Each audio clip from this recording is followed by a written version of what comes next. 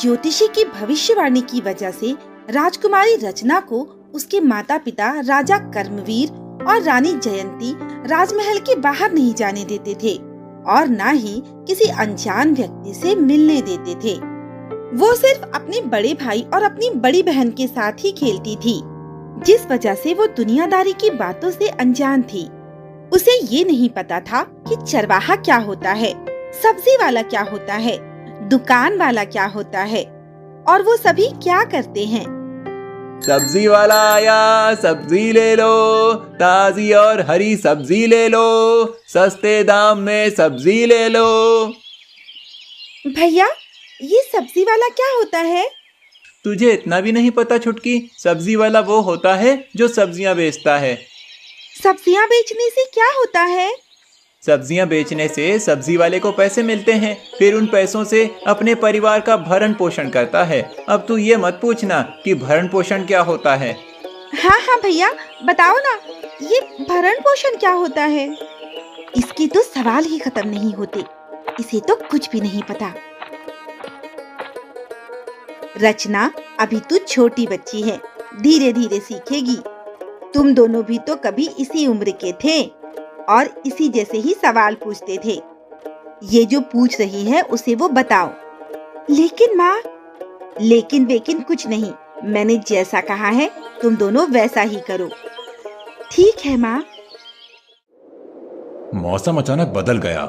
ऐसा लगता है जैसे बहुत तेज आंधी तूफान आने वाला है। देखो ना महाराज, कितनी तेज बिजली कड़क रही है। इतने काले और घने बादल मैंने पहले कभी नहीं देखे। रचना, जल्दी से अंदर आ जाओ, बहुत तेज आंधी तूफान आने वाला है।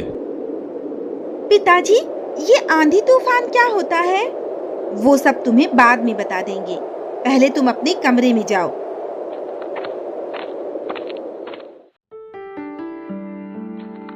मुझे कोई भी कुछ नहीं बताता।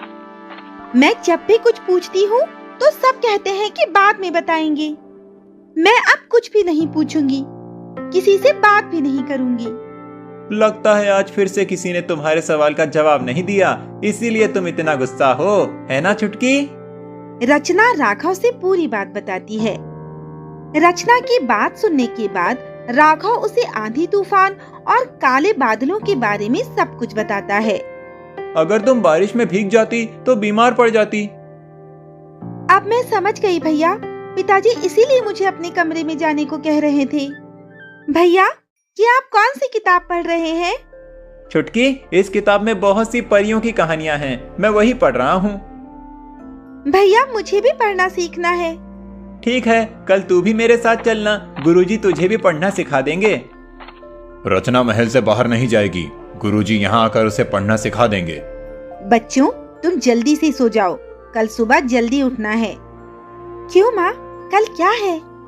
कल हम सब तुम्हारे मामा जी के यहाँ जा रहे हैं। अरे वाह, फिर तो बड़ा मजा आएगा।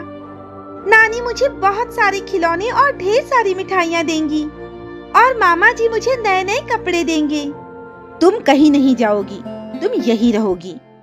नहीं माँ, मैं भी जाऊंगी मामा जी के घर, मुझे वहाँ बहुत अच्छा लगता है। मामा जी के घर सिर्फ सपना और राघव ही जाएंगे, तुम महल से बाहर कहीं नहीं जाओगी।